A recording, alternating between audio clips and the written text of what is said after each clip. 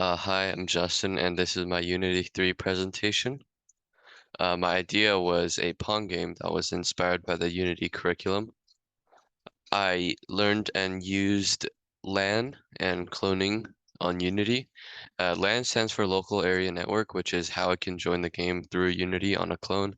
And a clone is like a clone, basically a duplicate of your Unity screen, and it lets you join the other, like the host Unity screen, so you don't need another device to join on the network. Uh, these are my code examples. My first code destroys the ball if there's not enough people. That's the if statement, and then it resets the score to 0-0, so the score from the previous match doesn't get saved, and then it despawns the ball if there's not enough people. Um, if and then my second code is if it detects if the host is connected, and if it is, then you show the UI, and basically this is checking if it's true or false, and then if host success is true, then you put the UI to true, and like that means showing the AI, and if it's not true, then you don't show the AI and you set the AI to false. Uh, Here's a demo of the game.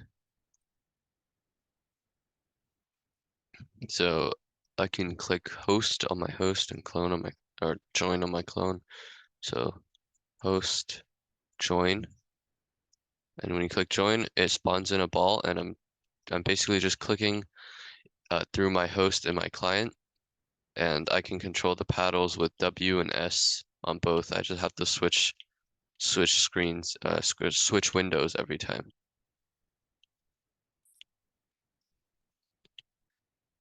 Yeah, this is how you play. So my favorite part about working on the project was adjusting the speeds of the ball because it was really fun to just watch it like go really fast and bouncing around everywhere.